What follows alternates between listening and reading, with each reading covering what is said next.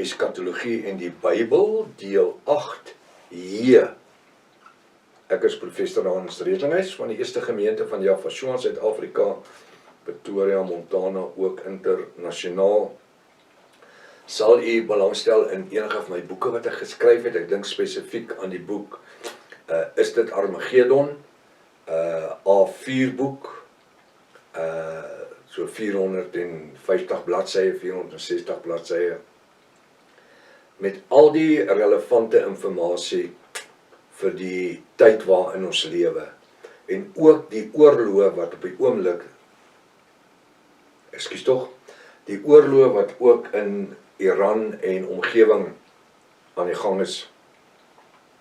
Moenie die reeks mis, waar is die vredesverbond nou nie? Dit is uiters belangrik. Ek probeer om 2 of 3 opnames 'n week van hulle te maak, sodat ons hulle vinniger kan gebruik, sodat die inligting wat relevant is aan die oorlog nou, alles daar uitgebring kan word. Maar jy weet daar ook, ek wil dit net sê, is dit uiters belangrik om die eskatologiese agtergrond te moet hê van alles wat aangaan daarso. So terug by eskatologie en die Bybel, deel 8J. Sou jy belangstel om enige boeke te bekom, of enige inligting wil hê, kan jy net met my gesels. Ons WhatsApp nommer is 0722 367 124. Gaan na my webtuiste, https://jaffa.co.za. Soos jy hierbo kan sien, as dit die eerste keer is dat jy na die reeks luister, gaan na deel 1.8a, want jy het reeds 'n magdom inligting hier verloor, want dit is so uiters belangrik.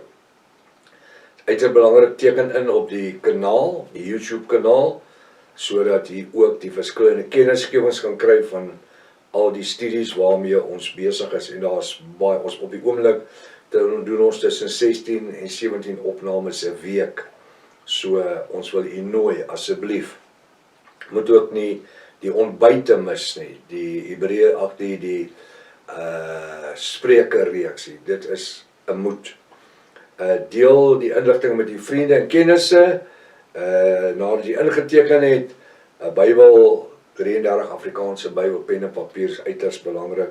Ek gaan nie als oor die name en die goed sê nie, ons is reeds al ver gevorder, en ek wil nie onnodig tyd vat nie. Sou jy enige vrae rondom die name, of enigiets, kan jy met my gesels daaroor by ons WhatsApp nommer. Nou, ons gaan nou 'n bietjie meer na die hart van hierdie gedeelte van ons studie, die eskatologie en die lewe van Jaffa, halleluja. Ek gaan aan sekere goed raak wat u al gehoor het, en dan gaan ek aan goed vat wat u nog nooit van gehoor het nie. En dit is so belangrik. Vanaand vir ons as Jaffiste wat nou al 'n klompie jare kom, ons raak gewoond, as jy elke dag ramsteik eet, dan raak jy gewoond aan ramsteik se smaak. Totdat jy weer 'n bietjie gemaalde vleis geëet het, en verstaan jy wat ek sê? So ons moet oppas dat ons nie uitgeëet raak aan die bonatuurlike evangelie, omdat ons dit elke dag kry nie. Ons moet onsself kondisioneer in die bonatuurlike naam, en in die studies, dat ons in die gees, die Ruach HaKodesh, opgebou kan word. Die geboorte van Jaffa was die begin van die einde van die Oud-testamentiese 613 wette van Moses. Nou daar is 'n mondvol, daar's iets wat ek hier sê, wat ek 2 ure oor kan preek. Die geboorte van Jaffa, halleluja, was die begin van die einde vir die Oud-testamentiese 613 wette van Moses. Hoekom? Want vir meer as 1000 jaar het die Israeliete, van waar hulle van Egipte land af uitgelei was deur Moses, na 430 jaar van ballingskap uitgelei was, het Jaffa stelselmatig vir hulle 613 wette gegee om uit te funksioneer, wat dan die fondasie geword het, die Ou Testamentiese fondasie geword het van die Hebreëse mense in die Ou Testament, waarin daar geen redding was nie. Jahweh se geboorte was die begin van 'n Nuwe Testamentiese verbond wat sou gesluit word in die volgende 30 jaar, wanneer hy dan geonderdompel word deur Johannes die Doper of onderdompelaar, stem uit die hemel uit sê, dis my geliefde seun, in wie ek 'n welbehae het, en van daar af begin 'n Nuwe Testamentiese vlak, wat nie bestaan het voorheen nie. Die geboorte van Jahweh was die begin van die einde van die Ou Testament, 613 wette. Onthou, ons is tans besig met die reeks oor die Joodse feeste of die nagmaal. Hier raak ek ook aan die goed. Baie wel, ons is in diepte daarso, maar hier kan ek amper sê, ons het dit hardop alweer parallel. Hy sê, die geboorte van Jahweh was die begin van die einde van die Ou Testamentiese 613 wette van Moses, want dit was die beginpunt, die vertrekpunt van die ontstaan van die Nuwe Testamentiese periode van bonatuurlike genade en krag deur die kruisdood van Jahweh wat geaktiveer sou word deur sy lewe. Halleluja, halleluja. Ons funksioneer in die genadebloed van Jahweh. Ons funksioneer nie in die bloed van bokkies en lammetjies en duwe nie, of 'n rooi haverkoei nie. Nee, die as daarvan nie. Ons funksioneer onder die genadebloed van Jahweh. Dit bring ons in 'n genadiglike verhouding. Hy sê ons is koningsseuns en priesters van Jahweh, die Almagtige, wat die Ou Testamentiese ouens nie gehad het nie. Hulle het dit nie geken nie. Hulle het nie geweet wat dit is om onmiddellik genade te ontvang as daar gebid word nie. Hy kon ook nie self bid nie. Daai Hebreërs, Jode, hulle kon nie bid nie. Hulle kon nie self met Jahweh praat nie. Hulle het die hoofpriester gehad en die priestersseuns deur wie hulle moes gewerk het, die Lewiete, Levi se seuns. Ons het die genadebloed van Jahweh. Die woord sê, nou is die tyd, as jy my stem hoor, verhard nie jou hart nie, eintlik jou sielsdimensie nie. Hy sê, kyk, ek staan by die deur en ek klop, en as iemand die deur oopmaak, sal ek inkom en met jou maaltyd hou. Dit het nie gebeur in die Ou Testament nie.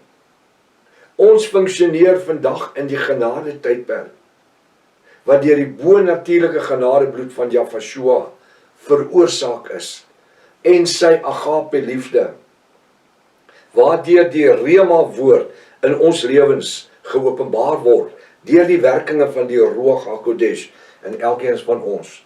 So ons staan in die beginpunt, so die Jahweh was die beginpunt van 'n Nuwe Testament, waar hy sê ons is mede-erfgename, ons is huisgenote. Hy sê nie ons is bedelaars nie. Ons is mede-erfgename, deelgenote, huisgenote van die koninkryk van Jahweh, deur Jahweh. Halleluja, halleluja. So wat doen die kruis van Jahweh? Dit aktiveer die genadebloed. Jahweh in die 3 jaar van sy bediening, vernaam die 3de jaar, preek hy oor die genadebloed vir die heidene. Hy preek vir ons. Hy het opgehou om te deel met die Jahweh Vader, het opgehou om te deel met die Jode, met die Israeliete.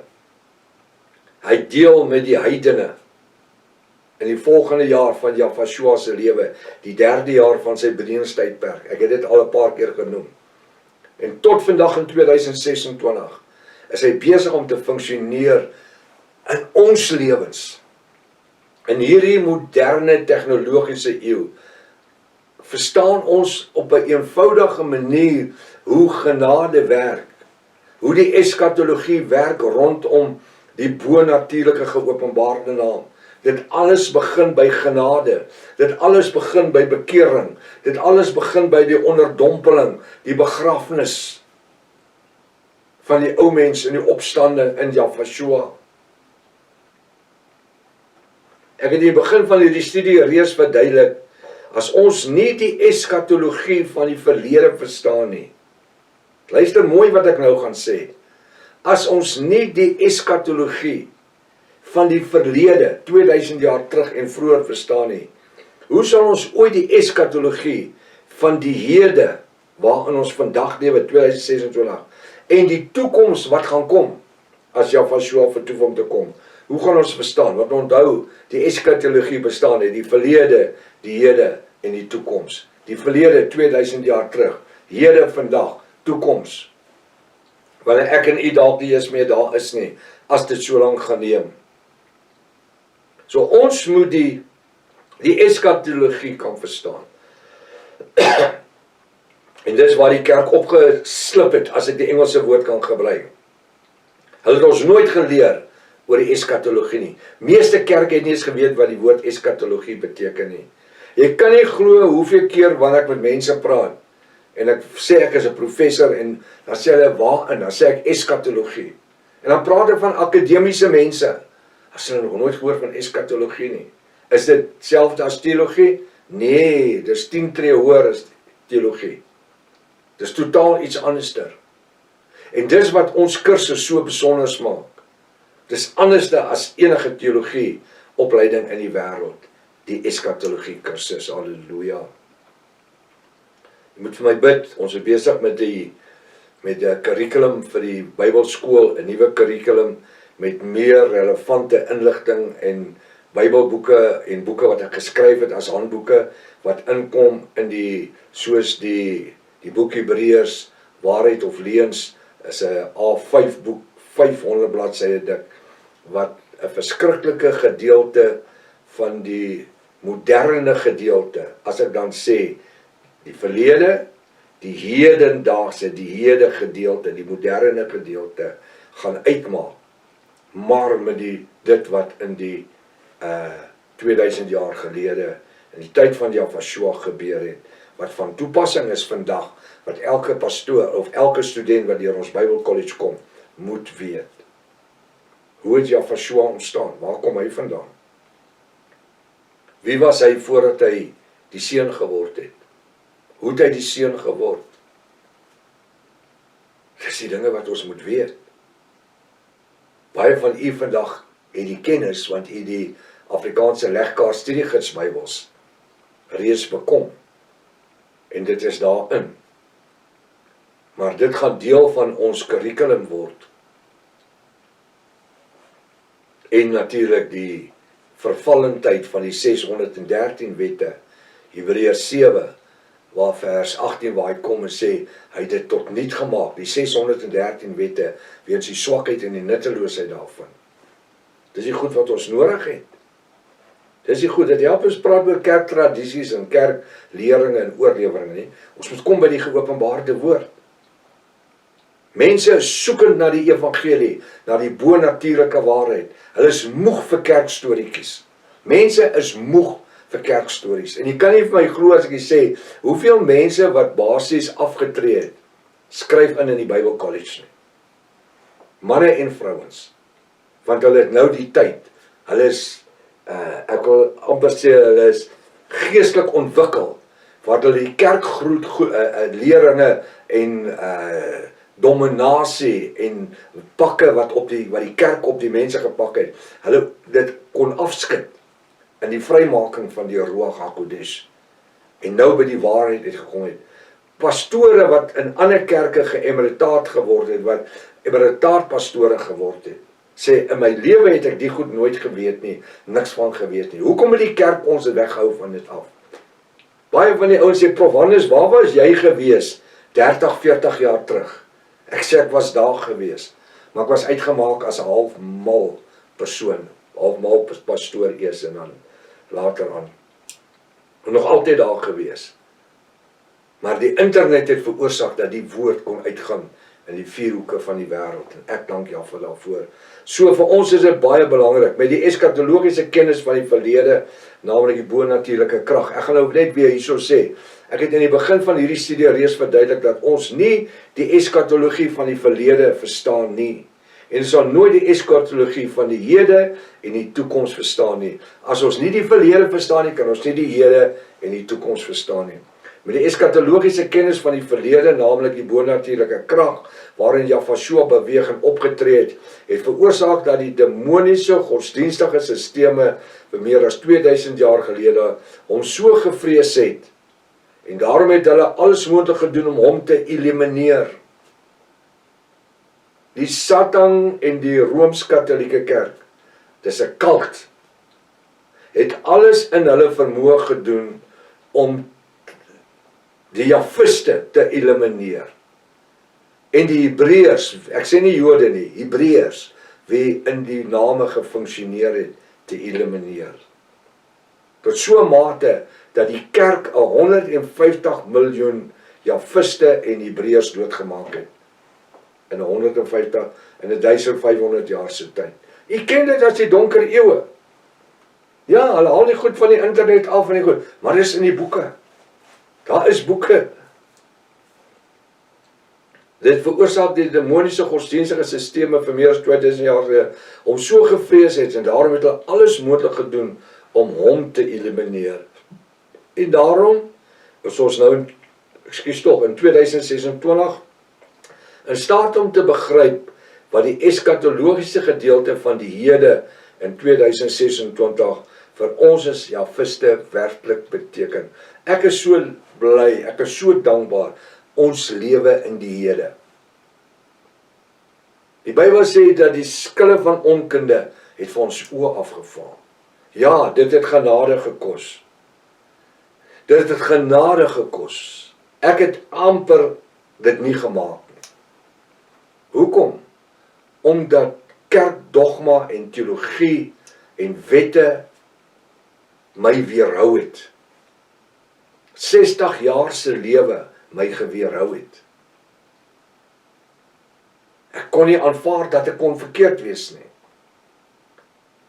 Totdat ek besef het, maar ons het nie die Bybelse skryf vertaal en hersien nie. Dit was deur die vrymesselaars en die Rooms-Katolieke Kerk gedoen, waar hulle organisasies so die Suid-Afrikaanse Bybelgenootskap en ander gebruik het, en nog steeds gebruik. Dit is uiters belangrik. Ons weet van die verlede, ons verstaan die verlede, ons ken die verlede, maar dit is die hede wat vir ons belangrik is vandag. Daar waar ek en u vandag funksioneer. Iemand vra vir my verlede jaar, nou prof, as jy dan so in die geopenbaarde name is en so oortuig is van alles, noem vir my een manuskrip wat daar bestaan, wat kan bewys dat die naam Jahwe het 2000 jaar terug bestaan. Noem vir my een manuskrip en die naam Jahwe en die Ruach HaKodesh. Toe sê ek, jy gaan nie so 'n manuskrip kry nie. Toe sê hy so, dit beteken dat jou godsdienst is iets wat jy uit die lig uit gegryp het. Ek sê nee. Dis juis die organisasie wie vir jou sorg. Die Jesuïte orde, priesters en die NAR, New Apostolic Reformation, die Rooms-Katolieke agente waarvan jy deel is, wat veroorsaak het 2000 jaar gelede, van 34 na Jahwe, en verder aan, wat veroorsaak het met Bybelvertalings en die skep van die Septuagint, die LX en later die LXX, eers die Grieks in die 2de eeu en dan in die 6de eeu die Latyns. Ek sê, julle het veroorsaak in die donker eeue dat alle informasie uitgewis is. Alles. Julle het die mense doodgemaak op strepe. Wie geweier het om afstand te doen van dit wat hulle gehad het, die informasie, die bonatuurlike name. Ek sê, maar ek dank Jahwe vir een ding, is dat hy die lig laat bly skyn deur die donker eeue, tot waar Dr. Joseph Briand Rottenham gekom het en dan tot bekering gekom het en sy oë oopgegaan het en hy die restoration of the original Sacred Name Bible, the Rottenham version geskep het, nie die 1902 Emphasis Bybel nie. Dit is 'n korrupte Westcott teks wat gebruik is. Want daar praat hulle van Yahweh, Jehovah, God en Jesus en Christus. Dit was nie dat dis nie die Restoration Bybel vandag praat van Jaffa, Yahshua, die Ruach HaKodesh. Hy praat nie van daai goed nie. Al sy hoofletters. So jy gaan nie 'n teks kry nie. Ek het alles gedoen. Toe ons met die navorsing begin het so 14, 15 jaar terug. Toe ons begin met die navorsing, daar was redelik informasie oor die Jap-beweging en die Sacred Name mense en inligting daar. En die oomblik toe ek begin in Pastoor Rika begin met die navorsing, toe haal hulle die goed van die internet af. Die een dag was die webtuistes nog daar en die volgende dag was hulle gedelete gewees. Weggeraak. Toe hulle sien ons kyk baie na die goed, alhoewel ek van die webtuistes se informasie gehou het, is in my bibliografies van my boeke, vernaam die boek Wat is jou God se naam, hulle het gaan uitvee, dit weggevind.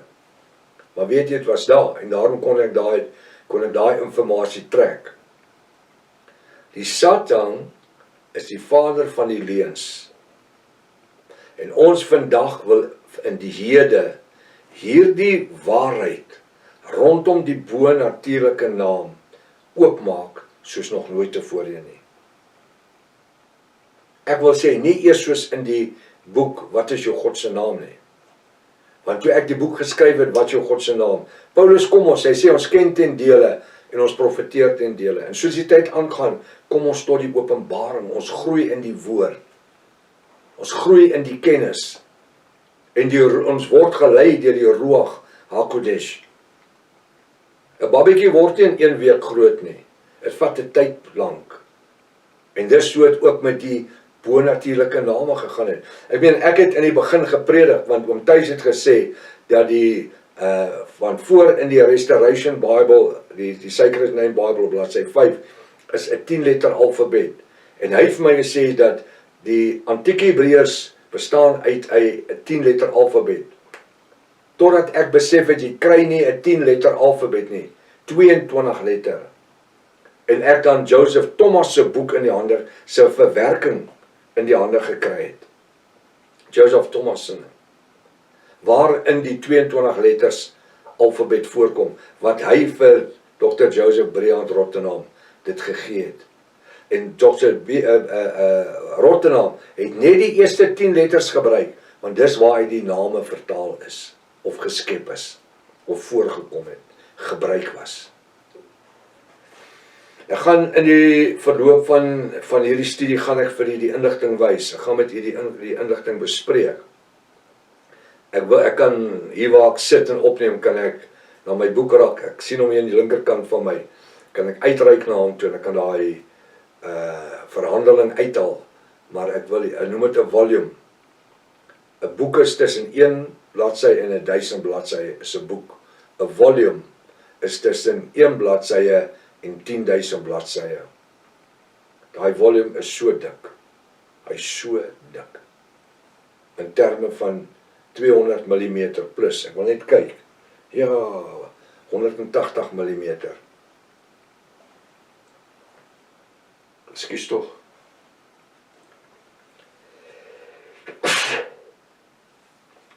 Dit is al bietjie laat aand.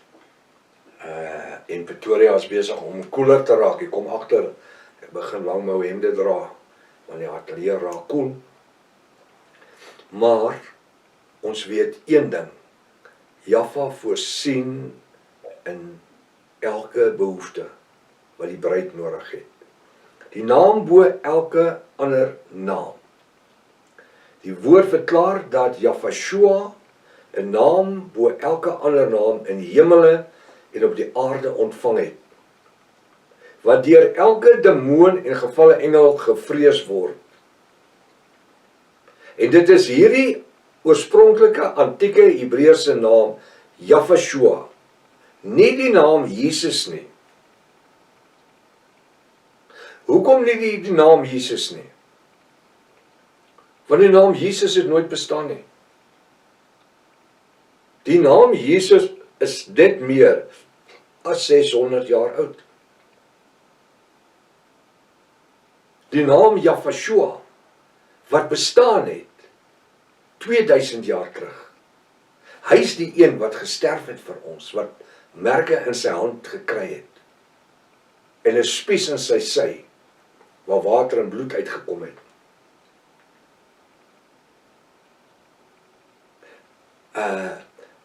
Ek dink ek het een keer verkeerlik gepraat waar ek gesê het, hulle het Jahvashua se been gebreek. Hulle het nie sy been gebreek nie.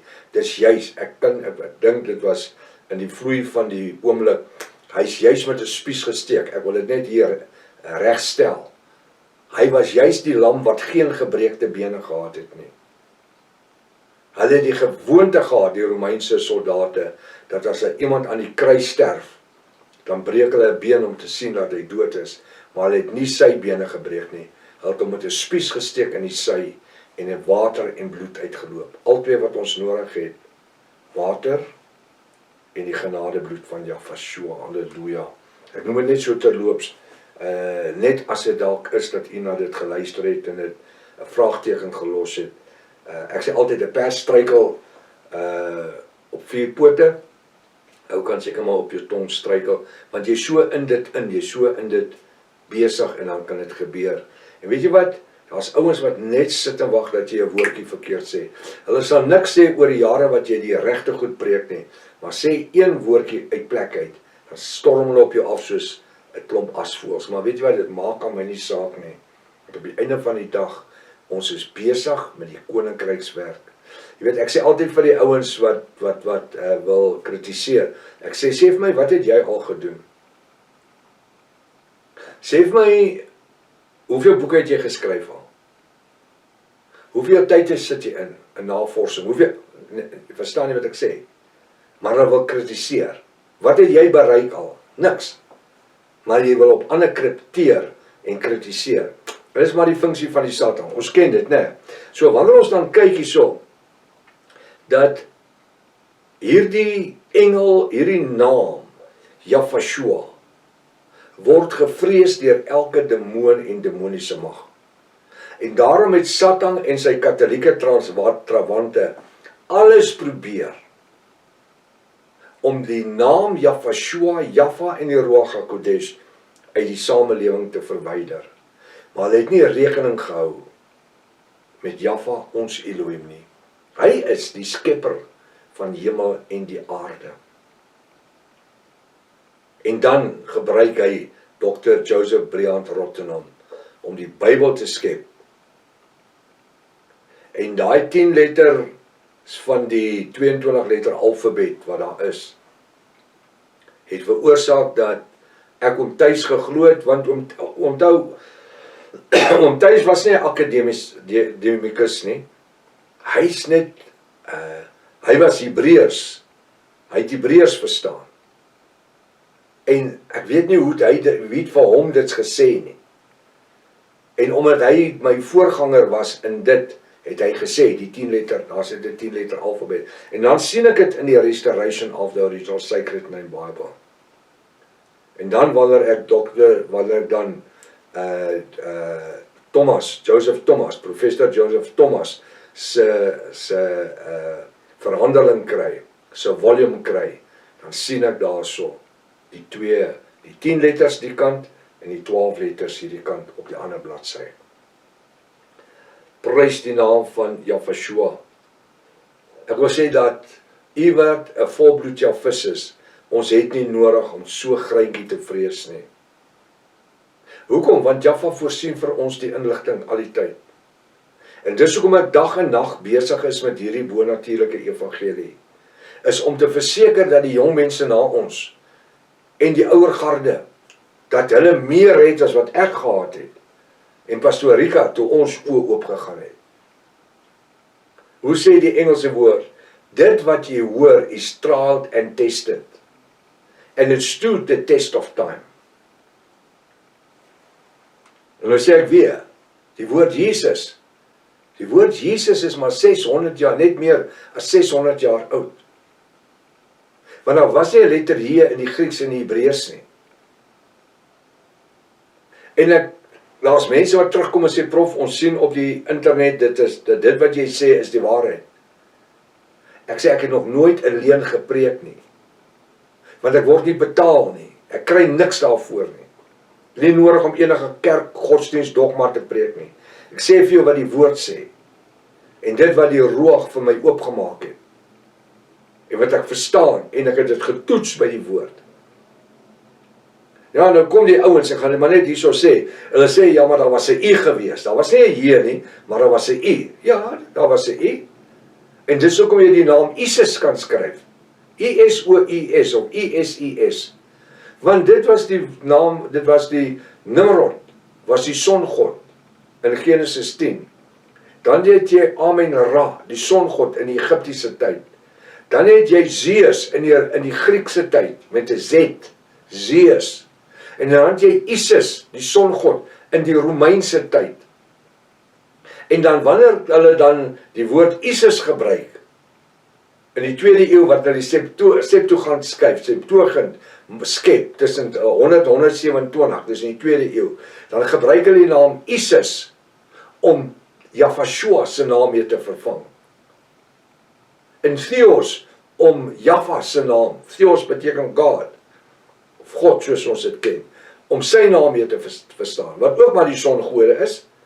En dan in die 16de eeu, dan skep hulle die letter J. Nou kom die ander ouens en sê hulle, maar dis die E en die J, is dieselfde letter. Dit klink soos dieselfde letter, dit is nie so nie. En ek sluit af. Dieselfde met die woord Zeus. As jy die woord Zeus spel, dis 'n Z.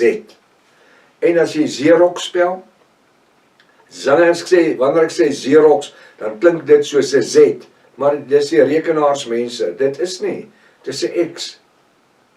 Die X klink soos 'n Z, maar is twee verskillende letters, met verskillende letterwaarde. Soos die I en die J, is nie dieselfde letter nie. Jy kan nie dieselfde naam skep uit dit nie. Dit het verskillende letterwaardes. Nou wat ek gaan doen hierso, die tyd het ons gevang, ek gaan net hierso stop. En dan gaan ons volgende week, as Vader Jahva die ons ontspaar, verder gaan. Maar gaan kyk hier na die letter Zeus, en die X van Xerox. Kyk na die letter I, soos in Isis, die songod. Gaan kyk wie was Isis gewees. Hy het bestaan in die tyd van die Romeinse Ryk. 300 jaar voor Jahvashua al. Toe aanbid hulle die songod Isis, wat dan die Jahvashua se naam geword het. Tot en met die 16de eeu, dan skep hulle die letter J, om Jesus te skep. So daai oukie Jesus, hy is maar net so 600 jaar oud, net so oor die 600. En dit is 'n songodnaam, soos enige van die ander. Sirkuleer hierdie boodskap, gee dit vir die mense, leef die woord, preek die woord, wees die woord. Tot volgende keer, Maranatha. Jahvashua kom weer, halleluja.